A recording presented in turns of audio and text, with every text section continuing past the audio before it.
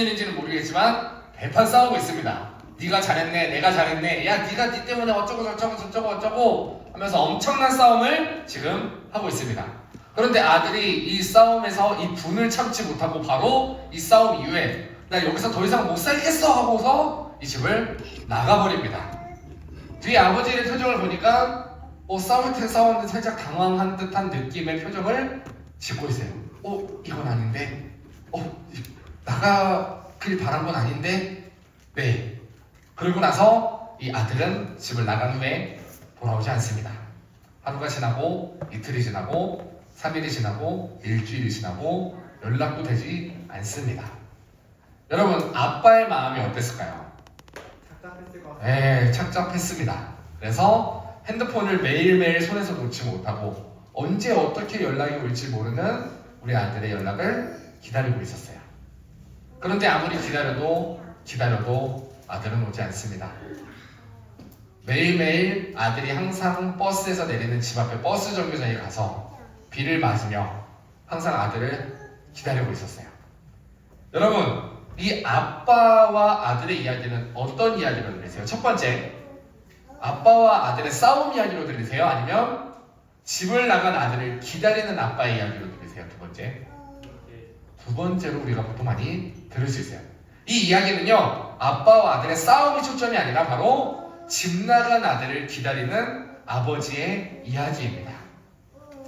여러분, 너무나도 잘 알겠지만 애들이 울어도 괜찮습니다. 너무 이렇게 막 그거 하지 않으셔도 돼요. 애들은 원래 울어야 됩니다. 네. 자, 여러분, 성경에 잘 알겠지만 어느 날 한 부자가 있었어요. 이 부자에게는 두 명의 아들이 있었죠. 두 명의 아들이 있었는데 첫째 아들은 아버지가 항상 시키는 대로 열심히 아버지의 말을 순종해서 잘 살았던 아들이 있었고요. 둘째 아들은 그렇지 못하는 아들이 있었습니다. 그런데 둘째 아들이 어느 날 아빠한테 이야기합니다. 아빠, 언젠간 아빠 죽을 거잖아요. 아빠 언젠간 죽을 거죠? 그러면은 죽을 때 내가 받을 목 좀 미리 좀 주면 안 돼요?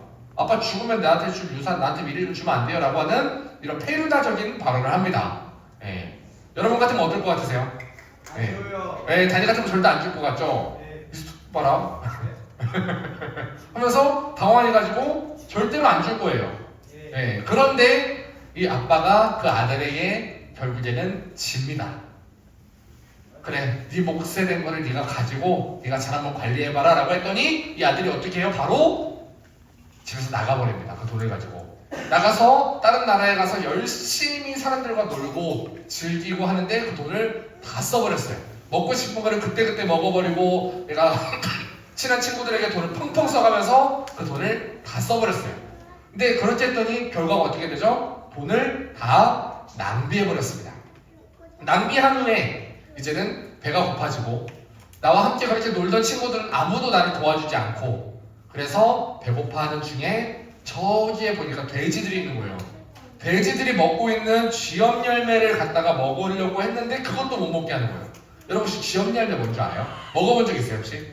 제가 이스라엘에 한번 갔었어요. 이스라엘에 가서 쥐염 열매래요. 그래서 먹어볼 수 있는 기회가 딱 온 거예요. 그래서 한번 먹어볼까 해서 딱 먹었는데 그냥 좀 이렇게 뭐라 해야 되지? 은행에서 나는 그 냄새가 있잖아요. 그 두리안에서 나는 냄새 맡아본 적 있어요? 두리안 냄새 맡아본 적 있어요? 네, 그런 비슷한 뭔가 좀 이렇게 비위가 상하는 그런 맛이 납니다. 냄새를 떠나서 그냥 맛이 나요. 두리안은 먹으면 맛있잖아요. 냄새가 안 좋아도. 그래서 코를 막고 먹는 사람들도 있는데, 근데 이거는 먹으면 그 맛이 나요, 그냥. 그래가지고 굉장히 먹기 어려운 그런 쥐염 열매. 그 쥐염 열매라도 먹고 싶었는데 배가 고파서 못 먹게 하죠. 그때 이 아들에게 뭐가 생각났을까요? 자기가 나왔던 집. 우리 아빠 부자였는데 우리 아빠 최고의 집에 살고 있는 종들도 배부르게 먹기는 다 먹었는데 야 나는 왜 종들보다 못하게 여기서 살고 있나 라고 하는 이런 생각이 들어서 결국에는 아버지에게로 돌아가야겠다 라고 생각을 합니다. 근데 막상 돌아가려고 하니까 자기도 이렇게 양심이 있지 아빠한테 아빠라고 부르지 못하겠는 거예요. 아빠 죽으면은 나 죽은 거 다 주세요 하고서 아빠 죽었다 생각하고 살았던 자기를 보니까 아빠한테 돌아갈 용기가 안 나는 거예요. 아 그래, 아빠라고 하긴 좀 그렇고 내가 가면은 주인님으로 내가 모셔야겠다, 내가 종이 돼야겠다 하고서 조심스럽게 아빠를 향해 가고 있었어요. 그런데 저 멀리서 아빠가 이 아들을 먼저 알아봅니다. 아까 이 아빠와 같이 저 멀리서부터 아들을 알아보고 아들이 오는 그 모습을 보고 바로 달려가요. 그 이야기가 바로 이 이야기입니다. 오늘 본문의 첫 번째 이야기. 이에 일어나서 아버지에게로 돌아가니라. 그런데 이 돌아가는 그 길이 아직도 거리가 멀었는데, 집에 도착하려면 한참 멀었는데도 아버지가 저 멀리서 그를 기다리고 있다가 그를 보고 아유 내 아들 어떻게 하면서 달려가서 목을 와락 끌어안았어요. 오늘 여기에 우리가 초점을 좀 맞춰보려고 하는데요. 첫 번째 맞출 초점이 뭐냐면 바로 첫 번째, 함께 읽어보겠습니다. 시작! 보고. 그리고 두 번째 초점을 맞출 포인트 시작! 측은히 여겨.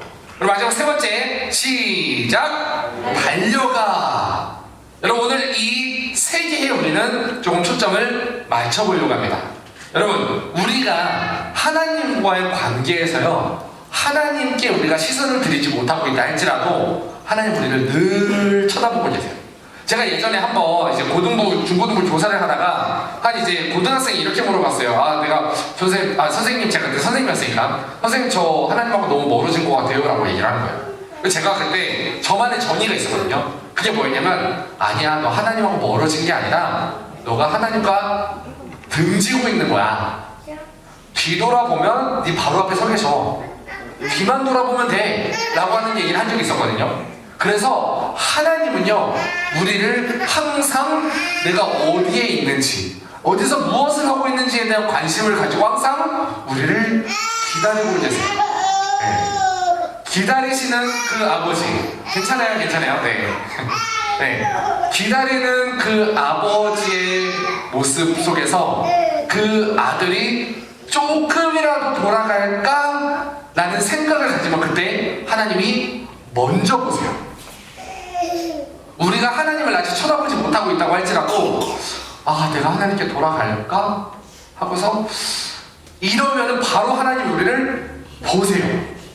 그리고 그 다음에 하나님은 어떻게 하시냐면요, 나를 먼저 불쌍히 여기십니다.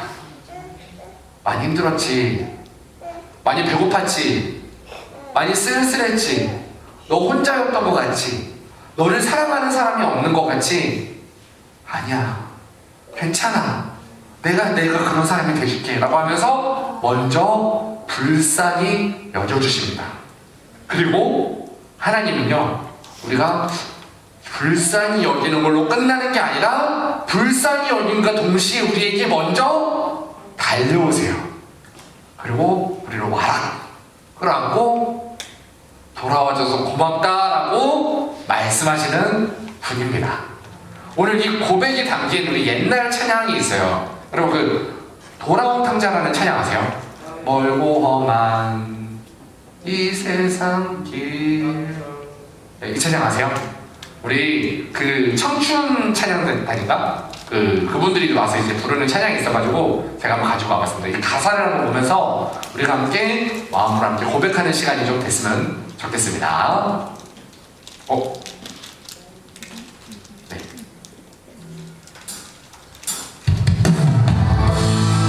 돌아온 탕자라고 하는 찬양인데요.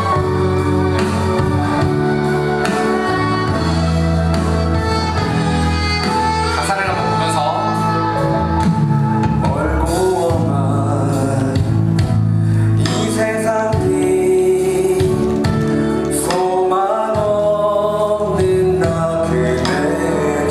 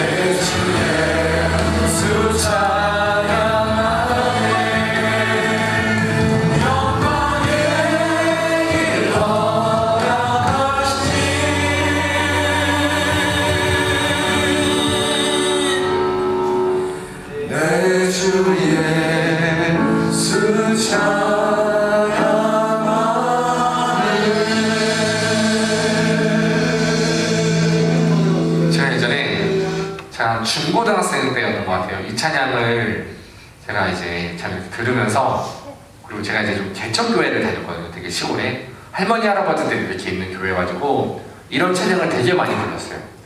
막 여러분 그렇잖아요. 인생길 험하고 마음 지쳐, 막 이런 찬양, 이런 거를 되게 많이 불렀어요. 그런데 그 찬양, 이 찬양을 진짜 막 한 번을 이렇게 부르면서 와, 진짜 내 고백이었던 그런 고백으로 하나님께 올려드렸던 적도 있었던 것 같아요. 이 탕자가 하나님을 떠나서, 아버지를 떠나서 아버지를 멀리 했고, 그런데 아버지가 나를 받아주실까? 그 삶이 비참해졌을 때, 모두에게 버림받았을 때, 내가 아무것도 없는 모든 것을 잃은 존재가 되었을 때, 그때 내가 아버지께 돌아가고 싶다라는 마음만 가져도 하나님은 우리의 마음을 회복시키십니다. 아멘. 그래서요, 여러분, 회개는요, 이거 한번 큰 소리로 함께 읽어보겠습니다. 시작. 회개는 자신의 잘못을 깨닫고 그것을 슬퍼하며 하나님 앞에서 돌이켜 삶의 방향을 바꾸는 것이다. 조금 더 쉽게 이야기해보면 이런 이야기입니다. 회개는요, 잘못했어요 하고 나서 후회만 하는 감정이 아니고요, 나의 생각이 바뀌고 나의 마음이 바뀌고 나의 행동까지도 하나님께 돌아서는 것을 바로 회개라고 합니다.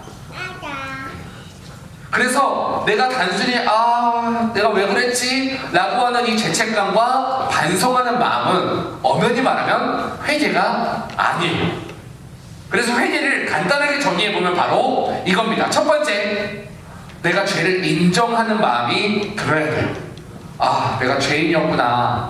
내가 아버지를 떠나 있었구나. 내가 하나님을 떠나서 살았었구나. 내가 분명히 하나님의 자녀로 내가 이 땅에 태어났고, 내가 하나님의 자녀라고 하는 정체성을 나에게 주셨는데, 내가 그 정체성을 잊어버리고 내 마음대로 살았구나라고 하는 나의 죄를 인정하는 게 첫 번째입니다. 그리고 두 번째로는 하나님 잘못했어요 라고 하는 고백, 그리고 내 마음에 진심으로 우러나는 반성의 태도가 있어야 돼요. 그리고 내 마음을 하나님께 돌이켜야 돼요. 내가 하나님, 나 이제 하나님께 돌아가고 싶어요 라고 하는 나의 마음, 내 마음을 하나님께 돌이키는 마음이 있어야 돼요. 그리고 마지막에 뭐가 있어야 돼요? 삶이 바뀌어야 됩니다. 그래서 바로 회개는 죄에서 돌이켜서 하나님께로 돌아가는 것을 말하고 있어요. 그런데 오늘 우리가 여기서 첫 번째, 회개하고 내가 아버지께로 돌아가기 위해서 첫 번째로 우리가 해야 될 것은 바로 뭐죠? 죄를 인정하는 것부터 시작해야 되는데요. 여러분은 어떠세요? 내가 진짜 지옥 갈 수밖에 없는 죄인이라는 게 인정이 되세요? 아니요. 네. 제가 우리가 죄를 인정하지 못하는 이유를 제가 한번 이렇게 고민을 해봤어요. 제가 이거 되게 조심스러운 이야기인데요. 제가 한 번은 이렇게 연예인을 만나본 적이 있었어요. 제가 이제 예전에 아실 분들은 아시겠지만 제가 현승원 의장님이라고 되게 엄청난 부자이신 분의 좀 이렇게 비서로 한참 이렇게 있었던 적이 있었거든요. 근데 그분하고 같이 있으면서 이제 되게 친한 가수가 한 명인데, 시아준수. 네. 시아준수하고 성수동에 있는 이제 그 백숙집에 만나가지고 이제 같이 밥을 먹는데, 그때 저도 이제 같이 동성을 할 수 있는 기회가 됐던 거예요. 시아준수랑 밥을 먹어봤는데, 네. 근데 그때 시아준수랑 이렇게 현승원 회장님하고 얘기를 하면서, 그때 왜 연예인들은 잘못을 하면은 미안하다고 하면은 끝날 일 같은데 왜 사과를 못 하는 거야? 라고 이렇게 물어봤어요. 그랬더니 그렇게 이야기하더라고요. 형, 사과하면 사람들이 용서해주지 않아. 언론에 나와서 제가 잘못했습니다 라고 사과하면은 그래 인정했으니까 됐어 라고 하지 않아. 바로 그냥 끝이야 라는 이야기를 하더라고요. 그렇지, 너 잘못했지, 그럼 포기해, 이제 그만둬, 은퇴해. 이게 이제 세상의 법칙이라고 하더라고요. 우리도 마찬가지로 우리가 죄를 지었을 때가 있습니다. 우리가 잘못을 범하고 내가 남에게도 마찬가지잖아요. 제가 언제 한번 이렇게 양육하다 그런 얘기를 한 적이 있었는데 우리가 상대방한테 잘못했어요. 실수했어요. 예를 들어서 우리 여원이 가지고 얘기했던 것 같은데 여원이가 전쌤한테 가서 얘기합니다. 실수해가지고 전쌤 죄송해요. 제가 다음부터는 안 그럴게요. 뭐 예를 들어 거짓말을 막 엄청 큰 걸 했다고 치자고요. 그래서 전쌤 제가 다음부터 거짓말 안 할게요 라고 말했는데 제가 아니야 넌 됐어. 넌 안 돼. 이러면은 여운이가 다음에 저한테 와서 잘못했을 때 잘못했다고 말할 수 있겠어요? 아니요. 최선을 다해서 자기의 잘못을 감추려고 할 거예요. 그래서 우리가 하나님 앞에도 죄를 인정하지 못하는 가장 큰 이유가 있는데요. 바로 죄가 무서운 게 아니라 우리는 죄로 인한 정죄가 무섭기 때문에 우리는 죄를 인정하지 못할 때가 참 많습니다. 제가 이 정죄에 대해서 예전에 우리 청년부랑을 한번 나눈 적이 있었는데 여러분 정죄는 바로 아담과 하와가 지었던 원죄의 근원이에요. 네. 아담과 하와가 선악과를 먹어가지고 불순종해가지고 거기서 쫓겨난 게 아니라요. 정죄해서 쫓겨난 거예요. 사랑을 잃어버려서 호세아서 6장에 분명히 얘기하고 있거든요. 하나님이 야 나는 이대를 원해. 나는 제사를 원하는 게 아니야. 나를 알아주기를 원해. 난 번제를 원하지 않아. 그런데 너희는 아담처럼 나의 사랑, 나의 인애를 저버렸지 않았냐. 거기서 말하는 그 인애가 뭐냐면 사랑. 정죄하지 않고 언약에 의거하는 사랑. 그 사랑을 잃어버리지 않았냐. 여러분 이 정죄는요 우리 마음 가운데서 나를 괴롭게 할 때가 너무나도 많아요. 그래서 우리가 이 정죄에서 첫 번째 벗어나야 됩니다. 여러분 로마서 8장에 보니까 이런 얘기가 있어요. 그러므로 그리스도 예수 안에 있는 자에게는 결단코 절대 뭐가 없나니? 정죄함이 없나니. 그 말을 바꿔서 말하면 무슨 뜻이냐? 내가 정죄함이 있다면 내 안에 정죄하고 있다면 나를 정죄하고 있고 남을 정죄하고 있다면 나는 예수 안에 있지 않다라는 뜻이기도 합니다. 첫 번째, 나를 정죄하는 마음에서 벗어나야 되고요. 남을 정죄하는 마음에서 우리는 벗어나야 돼요. 그래서 회개의 첫 번째 시작은 바로 뭐냐면 이 정죄에서 벗어나서 죄를 인정하는 게 바로 회개의 시작입니다. 우리 함께 큰 소리를 읽어보겠습니다. 시작! 돌아가는 길입니다. 여러분 하나님께 와서 하나님 잘못했습니다. 하나님 제가 죄송해요 라고 하면 하나님은요 야 변한 다음에 와 라고 말하지 않으세요.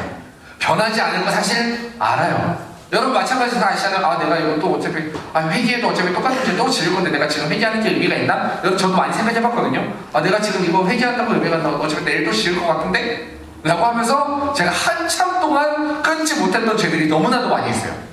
아니 어차피 내일 또 지을 건데 죽기 전에 회개해야겠다. 네. 하나님은요 절대로 아니야 너는 변한 후에 와. 지금 변하기 전에 너는 가치가 없어 라고 하지 않으시고요 와서 변하면 돼 라고 말씀하세요. 여러분 하나님의 자녀로서의 정체성을 갖고 있는 사람은 하나님께 돌아가야 됩니다. 아버지께 돌아가야 됩니다. 아버지께 돌아가기만 하면 아버지의 사랑을 받기만 하면 변해요. 제가 아까 어떤 한 청년하고도 이런 얘기를 했는데 사랑을 받으면요 변합니다. 아 내가 이런 걸 너무 바뀌지 않는 것 같아요. 내가 이래서 아직 너무 힘들어요. 내 모습이 아직도 너무 힘들어요. 내가 아직 바뀌지 않는 것 같아요. 나 너무나도 거짓말도 많이 하고요. 나 뭐 이런 것도 많이 하고요. 나 너무나도 많이 힘들어요. 내가 바뀌질 않아요. 여러분 사랑받으면 바뀝니다. 이거는 진짜 진리인 것 같아요. 하나님이 그 진리를 아셨기 때문에 하나님의 성품의 가장 중요한 성품이 뭐냐면 바로 사랑이에요. 여러분 하나님께 돌아오기만 하면 변합니다. 아멘? 하나님께 돌아오기만 하면 내가 변하지 않을 것 같은 내 안의 모습들, 내 자존감, 나의 상처, 나의 거짓말, 나의 나쁜 습관들 변합니다. 네. 선생님도요 제가 이제 이런 얘기하기 좀 되게 부끄럽지만 제가 중학교 1학년이 끝나고 나서 중학교 1학년 마지막 기말고사를 지금 중학교 1학년 시험 안 보죠? 1학년들 시험 봐요? 봐요? 미안해요. 네, 모르면 나는 안 돼, 이래서. 네. 자, 중학교 1학년 기말고사를 딱 갔는데 80점인가를 맞았어요. 그래서 괜찮네 라고 생각하고 2학년이 올라갔어요. 2학년에 올라갔는데 공부가 너무 하기 싫은 거예요. 그래서 그때부터 이제 공부를 제가 안 했어요. 네. 공부를 안 하고 이제 친구들하고 이제 많이 놀고 막 그러고 있었는데 딱 중간고사를 첫 번째 중간고사를 딱 봤거든요. 80점이었던 성적이 43점이 된 거예요. 야, 근데 이걸 엄마 아빠한테 말을 해야 되는데 말을 어떻게 하지? 그래가지고 엄마 아빠한테 가서 이야기를 합니다. 시험 몇 점 맞았어? 87점이요. 처음에는 엄마 아빠를 실망시키고 싶지 않아서 엄마 아빠한테 거짓말을 했어요. 근데 그렇게 시작했던 이 거짓말이 저희 아빠가 그런 얘기를 했어요. 제가 이제 악기를 전공을 하잖아요. 민영아, 다음 시험에 90점을 넘기면 아빠가 악기를 하나를 한번 이렇게 사줄게 라고 하신 거예요. 저의 마음이 엄마 아빠를 실망시키지 말아야지 라고 하는 이 나름대로 선한 거짓말이 의도까지 바뀝니다. 괜찮은데? 90점이야 뭐 아빠한테 90점 넘었다고 말하면 되니까. 다음에 이제 기말고사를 딱 갔는데 30점대로 평균이 딱 내려간 거예요. 네, 30점. 단위 맞아본 적 있어요? 30점대? 30점대 맞아요? 없어요? 네. 30점대 딱 내려오고 나니까 근데 어차피 저는 상관이 없어요. 네, 성적이야 만들면 되는 거니까.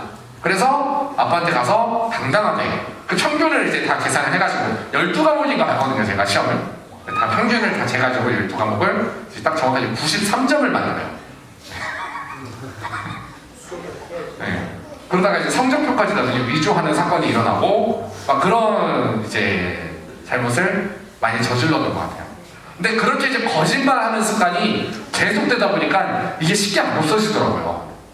그런데 이게 안 없어지다가 언제 없어졌냐면, 이게 언제 내가 고쳐졌냐면, 자꾸만 이제 저희 엄마가 저한테 그런 얘기를 했었어요. 너 그거 거짓말하는 건 귀신 역사야, 그 마귀 역사야, 너 그거 안 돼, 마귀한테 속은 거야 라고 하니까 저도 당당한 거예요. 내가 거짓말한 게 아니라고 하니까. 아, 마귀한테 속은 거구나. 아, 마귀한테 속았어요 하나님, 내가 한 게 아니에요 라고 하면서 마귀 핑계를 자꾸 대니까 내가 고칠 생각을 안 하는 거예요. 아, 마귀한테 속은 거야. 나는 내가 거짓말한 게 아니라 나는 속은 거야. 난 피해자야. 이러면서 나를 자꾸만 보호하니까 자꾸만 이게 고쳐지질 않는 거예요, 이 거짓말이.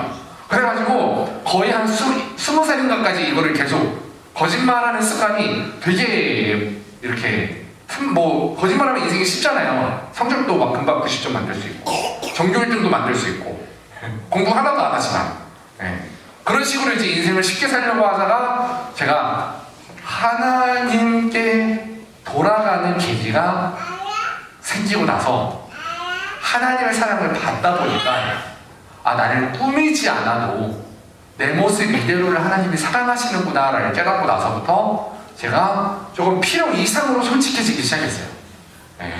이런 얘기도 굳이 하는 거예요.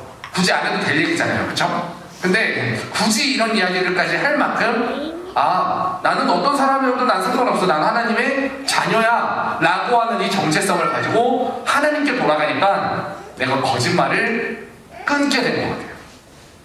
여러분, 하나님은요 변하고 와서 알아. 너 변한 다음에 그 다음에 돌아와. 안 변했으면 아직 돌아오지 마 라고 하지 않으세요. 오늘 좀 돌아와줘. 그러면 너를 바꾸는 거는 너가 하는 게 아니야, 내가 바꿔줄게 하고 하나님께 돌아오기만 하면 나의 잘못된 모습을 하나님이 바꿔주세요. 바꿔주는 그 첫 번째 시작이 뭐냐면은 사랑받지 못하고 그 누구에게도 안겨보지 못했던 나를 와라 안아주시는 것부터 시작하십니다. 우리가 하나님의 사랑을 이렇게 받고 시작을 해야 돼요. 그래서 우리가 함께 내 마음을 담아서 한번 선포해 보도록 하겠습니다. 시작! 숨지 말고 돌아가자. 우리 주먹을 쥐고 한 번 더. 시작! 숨지 말고 돌아가자. 여러분, 하나님 앞에 여러분들이 잘못했던 것, 여러분들이 아픈 것, 여러분들의 상처 숨기지 않아도 돼요. 하나님은요 비밀이 철저하세요. 누구에게 가서 이야기를 전달하지 않아요. 저도 여러분들한테 솔직하게 다 이야기를 하지만 아무리 이야기한다고 해도 이거는 얘기하면 안 되는 것들이 많아요. 이거는 나는 얘기할 수 있는데 여러분들이 상처받을까봐. 그래서 말 못하는 나의 악함들이 많아요. 내 마음속에 지었던 죄, 지금도 내가 짓고 있는 죄, 이런 것들 여러분들한테 말 못할 것들이 많습니다. 지금 여러분들한테 딱 얘기하잖아요. 바로 교회 소문나가지고 한 달 안에 쫓겨날 수도 있는 것들도 많아요. 네. 저도 막 그렇게 깨끗하게 산 사람은 아니어서 네, 여러분들 제가 믿지 못하겠습니다. 비밀이 지켜져야 되기 때문에. 그런데 하나님한테는 말할 수 있어요. 제가 하나님한테 말한 거를 가지고 하나님이 은지가 기도하는데 은지한테 가서 이렇게 막 전달하지 않잖아요. 은지야 너 양민영 교사 어떤 사람인 줄 알아? 이렇게 얘기하지 않으시잖아요. 하나님이. 저 하나님을 신뢰하거든요. 여러분 하나님께 솔직하게 고백을 어떻게 해야 될지 모르겠으면 엄마 아빠한테 말하는 것처럼, 내가 친구한테 말하는 것처럼 나 이래서 힘들어요, 나 저래서 힘들어요부터 시작해도 돼요. 하나님 나 솔직히 나 이것도 어떻게 해야 될지 모르겠고요. 하나님 나 솔직히 돈 많이 벌고 싶은데요. 제가 이번에 지금 이렇게 청년부 세 가족 이렇게 하고 있는데 세 가족 안에서 기도 제목이 항상 똑같은 분이 있습니다. 기도 제목을 물어보잖아요. 그럼 돈 많이 벌게 해주세요. 이게 항상 기도 제목인 분들도 있어요. 이런 기도 해도 돼요 여러분. 네. 하나님한테 이런 기도 한다고 해서 하나님이 막 세속적으로 보지 않으세요. 솔직한 마음으로 보시지. 네. 우리가 하나님께는 어떤 고백이든 다 해도 됩니다. 그래서 우리 그런 마음을 가지고 한 번 더 선포해 보겠습니다. 시작! 숨지 말고 돌아가자. 자, 우리가 해야 될 결단입니다. 첫 번째, 우리 함께 큰 소리를 넣어보겠습니다. 시작! 오늘 하나님께 숨기던 것을 고백해볼게요. 여러분, 이제 좀 이따가 기도할 건데, 기도할 때 여러분, 아무에게도 말하지 못했던 죄 있잖아요. 아무에게도 고백하지 못했던 죄. 제가 제 인생에서 비밀이 제일 없는 한 사람이 있는데, 저는 아내예요. 제 아내. 네. 제 아내한테는 제가 웬만하면 다 이야기를 하려고 해요. 그런데 그 아내한테도 이야기하지 못하는 이야기들이 굉장히 많아요. 그 이야기들을 하나님한테만 합니다. 네. 여러분, 하나님께 오늘 기도하면서 하나님, 내가 이런 죄를 지었어요. 하나님, 내가 솔직히 아무한테도 쪽팔려서 말 못하겠는데 하나님한테만 좀 얘기할게요. 하나님, 내가 이런 잘못을 지었어요 라고 하나님께 솔직하게 오늘 고백해봤으면 좋겠어요. 하나님, 나 이것 때문에 마음이 너무 힘들어요. 하나님, 내 마음에 이런 상처가 있어요. 하나님, 내가 이거 아무한테도 말할 수 없는 내 인생에 실수가 있는데 하나님은 아시죠? 하나님께 고백해봤으면 좋겠어요. 자, 두 번째 함께 읽어보겠습니다. 시작! 정죄 문장 대신 복음의 문장 고백하기. 여러분들이 잘못했을 때, 실수했을 때 여러분들은 절대로 끝나지 않습니다. 여러분들 돌이키기만 하면, 돌아가고 싶은 마음만 가지면 하나님은 여러분들을 안아주세요. 여러분들 어떤 사람이어도 돼요. 어떤 사람이어도 괜찮아요. 아까 말했죠. 탕자는요, 여러분, 돼지들과 함께 살다 갔어요. 탕자한테 좋은 냄새가 나서 아버지가 안 왔겠어요? 아니에요. 탕자 몇 달 동안 씻지도 못하고, 몇 달 동안 이빨도 못 닦고, 몇 달 동안 머리도 안 감고, 여러분 일주일만 머리 안 감고 제가 여기 오잖아요. 여러분 저 피할걸요? 냄새 난다고. 네. 솔직히 그렇잖아요. 이렇게 대화하다 보면은 제가 이제 우리 교회는 아직 없었는데 요새는 좀 이렇게 그런 사람들이 있어요. 사실 지금 이제 저희 대학원, 제가 대학원 다니고 있는데 대학원에 너무나도 마음이 아프게 내가 너무 좋아하는 전도사님인데 대화를 하면 좀 이렇게 제가 살짝 이렇게 네, 입냄새가 좀 많이 나가지고 좀 힘들어요, 사실 대화하는 거. 네. 그분은 너무 좋은데. 네. 여러분, 하나님은요, 입냄새 나도 괜찮아요. 탕자가 입냄새가 안 났겠어요? 얼마나 오랜 시간 동안 이빨을 못 닦았는데. 돼지들과 함께 살면서 돼지들이 먹는 그 쥐염 열매를 먹었을 때 그 입에 남아있는 그 쥐염 열매의 그 지독한 향기. 네. 이런 것들이 아빠한테 그대로 났을 거란 말이에요. 생각해보세요, 여러분. 막 생각하면 지금도 표정이 막 찡그러지잖아요. 근데 아버지가 그거를 몰라서 안아준 게 아니에요. 상관없습니다. 자, 우리 세 번째 결단 한번 외쳐보겠습니다. 시작! 공동체에 도움 요청해보기. 여러분, 우리가요, 하나님께 고백하고 났으면 물론 모든 거를 얘기하면 안 돼요. 너무 솔직하게 나의 모든 거를 얘기할 건 아니지만 내가 누군가에게 하나님의 형상인 공동체에게 하나님의 가족으로 묶어주신 누군가에게 내가 믿을 수 있는 누군가에게 그게 누군가에게는 목자, 교사일 수도 있고요. 누군가에게는 내가 나를 맡고 있는 리더가 될 수도 있습니다. 또 누군가에게는 친구가 될 수도 있고요. 누군가에게는 뭐 전도사님이나 목사님이나 이런 교역자가 될 수도 있고요. 누군가에게는 가족이 될 수도 있고요. 누군가에게는 연인이 될 수도 있고요. 누군가에게는 내가 정말 개인적으로 믿고 있는 누군가 한 사람, 나의 멘토 같은 사람일 수도 있습니다. 그런데 내가 믿을 수 있는 그 한 사람에게 나의 모습을 한번 고백해보는 연습을 해보는 것도 좋은 것 같아요. 하나님은 절대로 하나님과 나와만 살아, 너 나랑 둘이만 살아 이렇게 하지 않으셨어요. 우리가 동굴에 가서 하나님만 바라보고 사는 걸 하나님은 기뻐하지 않으세요.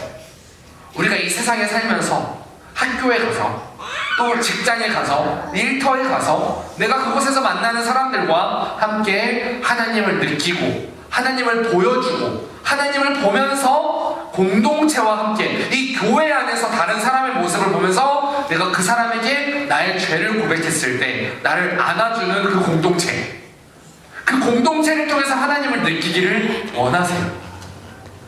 그게 교회 안일 수도 있고요, 집안이 될 수도 있고요, 친구일 수도 있고요, 누구일지는 모르지만 누군가 내가 정말 믿을 수 있는 한 사람에게는 내가 나의 모습을 솔직하게 고백해보는 연습을 통해서 아, 이 사람도 이렇게 나한테 해주는데 하나님은 나에게 어떻게 해주실까? 하나님께도 한번 고백해볼까? 라고 하는 이 자리까지 나아갔으면 좋겠어요. 아멘? 자, 이제 말씀을 정리하도록 하겠습니다. 이거 아니에요. 네, 이제 말씀을 정리하겠습니다. 여러분, 제가 이렇게 말씀을 여러분들하고 나누면서 준비하면서 하나님께 돌아가는 것, 아버지께 돌아가는 것에 대해서 좀 이렇게 묵상을 좀 해보는 시간이 좀 있었어요. 아버지께 돌아가면 아버지가 나한테 어떻게 해주실까? 나도 지금 내 안에 잘못한 부분이 있는데, 내가 지은 죄의 문제가 있는데, 나도 지금 매일매일 넘어지고 있는 연약함이 있는데, 내가 지금 이 모습 그대로 아버지께 돌아가면 어떻게 하실까? 곰곰이 생각을 해보는데, 내가 아무리 큰 죄를 짓는다고 해서 예수님의 십자가보다 클까라는 생각이 드는 거예요. 내가 어떤 큰 죄를 지으면 그 죄가 예수님의 십자가보다 더 큰 죄가 될 수 있을까? 아무리 생각해도 예수님의 십자가보다 큰 죄를 지을 수가 없겠더라고요.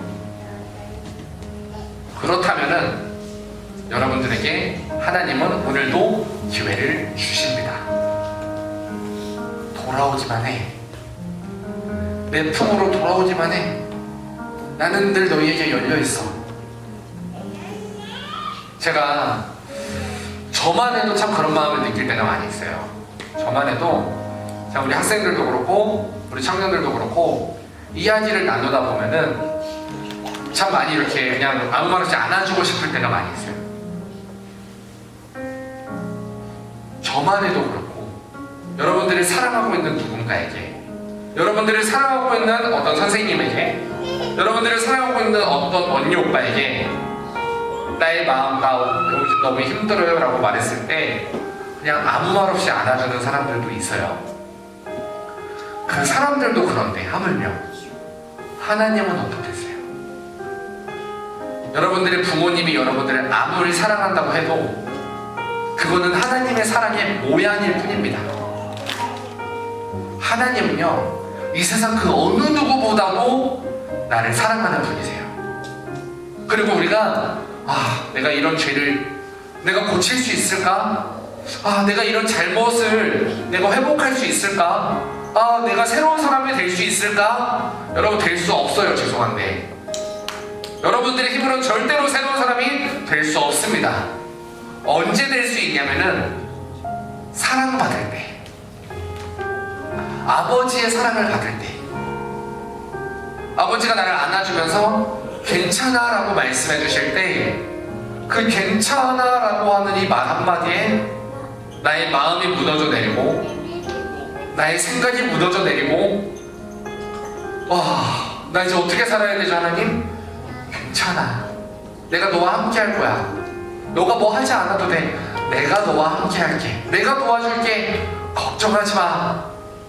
이 하나님 아버지의 목소리를 듣고 내 마음을 하나님께 열기만 하면 그 사랑이 내 안에 들어와서 그 예수님이 내 안에 오셔서 그 성령 하나님이 내 안에서 우리를 새롭게 해주세요. 우리가 해야 되는 건 하나님, 나 하나님께 돌아가고 싶어요. 하나님께 나의 마음을 돌이키고 싶어요. 내가요 사실 거짓말하는 사람이었어요. 하나님, 내가요 사실은 내가 남을 미워하고 있는 사람이 있어요.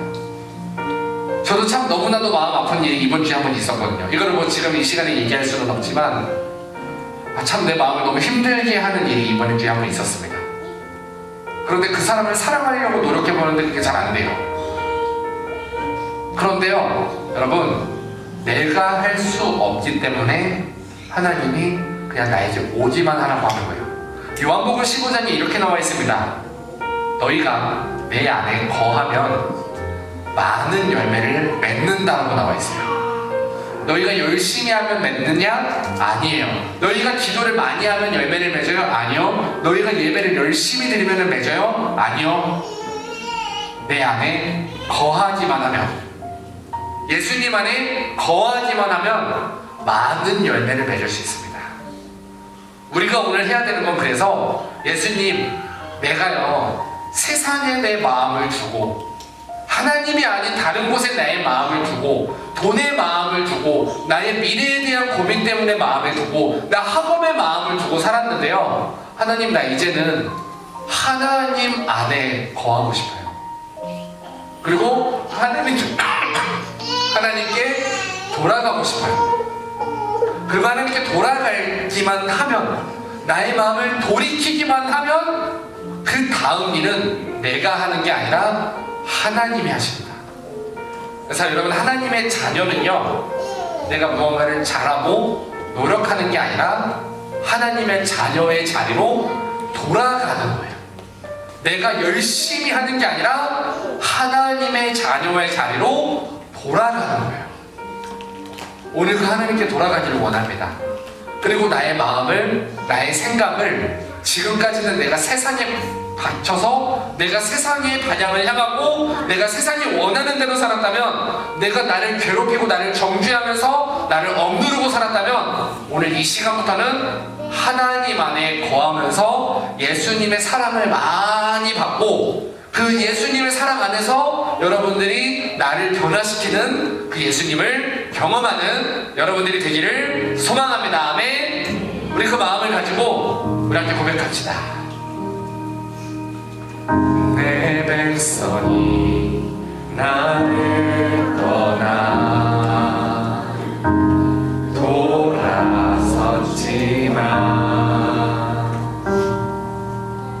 돌아섰지만 내 사랑이 내 백성을, 오늘 하나님은요 하나님을 떠나도 하나님의 사랑은 나를 절대 포기하지 않습니다. 내 모든 것